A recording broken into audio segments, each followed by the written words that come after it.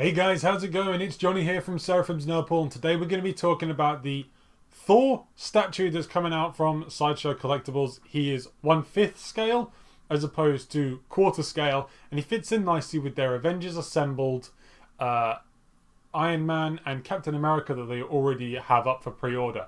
There is a Hulk coming out soon, but we're going to be focusing on Thor as he's only just gone up for pre-order. He comes with a swapped out helmet if you get the exclusive, with a more classic winged, like feathered effect to it, which I think is really nice. I don't think it's a make or break with this piece.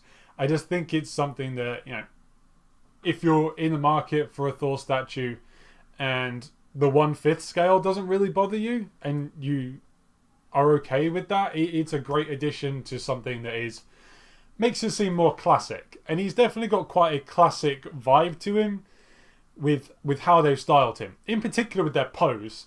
Now the pose is something I want to talk about here, because Sideshow seem to have this issue at the moment where they are reusing poses that they've already used before on statues of the exact same character. This pose is exactly the same as a pose that they used on a Thor statue a good few years back now. One of their premium formats is the OG Thor. I'll try and find some pictures and put them up for you. This guy is incredibly well revered within the community. He's a great piece, but he goes for stupid money now. He is so expensive because he is so well revered and he is so well loved. Not only that, but there's been a lot of other Thor statues that has come out since then, and the quality of some of those have been a bit lesser and have not been as well received.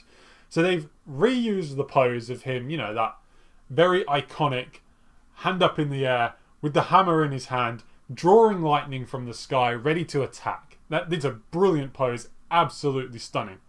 And the cape that he's got on, that is mixed media. That is a genuine cape. That's not a sculpted cape. From what I've seen before, I think they had him on Sideshow Live the other week. They've got wires in the cape so that you can shape the cape to look how you want it to look, which is something that Sideshow have done a fair few times nowadays with their capes on their figures that obviously have capes. And I don't think it's a bad thing. I think it especially helps with the weight. I think if you had to sculpt a full cape, if you actually look at the original one, the sculpted cape on that, it kind of doesn't look as good nowadays as some of the newer stuff that's come out, and it's quite thick, and I would imagine that's quite heavy. He's a lot more details as well. And the original the original Thor, sorry about that, the original Thor was mixed media. So he had a fabric suit, and it when you look at it now, it's kind of plain.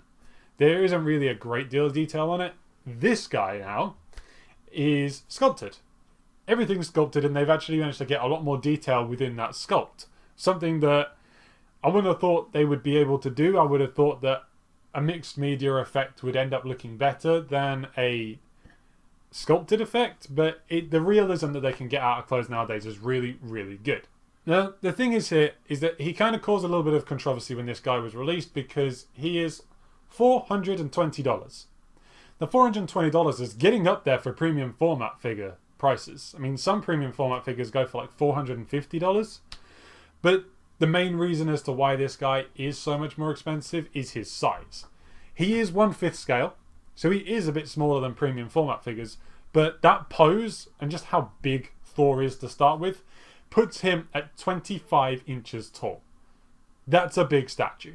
Especially considering, like I said, he's only supposed to be 1/5 scale. 25 inches tall is bigger than most premium format figures. I mean, I think I've got one on order that's only 23 inches tall. And the Kylo Ren is only 20. So the pose makes him just so much more imposing of a piece, even if he is slightly smaller. Now, I think he's really good. I think the Cap and the Iron Man that has come previously are also very good. I think it's a great line if all your collection isn't quarter scale, then these guys would fit in nicely with a collection. Because if you have various different sizes, these guys aren't going to seem too out of place.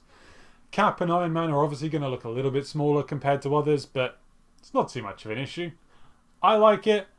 I would get it if I was in the market for a Thor statue.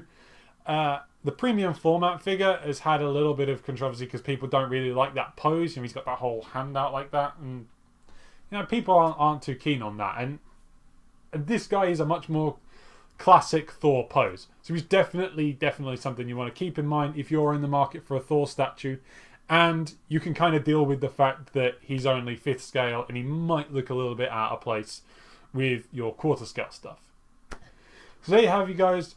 That is my thoughts on the statue of Thor that has come out from the Avengers Assemble lineup. Their Hulk is coming out, I would imagine, quite soon.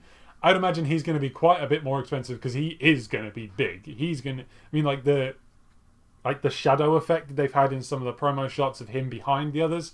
It looks like he's going to be taller than Thor. And when he's taller than Thor, and Thor's already 25 inches tall, and he's only 1/5 scale, I can imagine Hulk is probably going to come in at around the $600 size, price-wise. So it's going to be good to see what they do with that. So thank you guys for stopping by. Let me know what you think about this figure in the comments below. Leave me a like, and we'll see you again next time.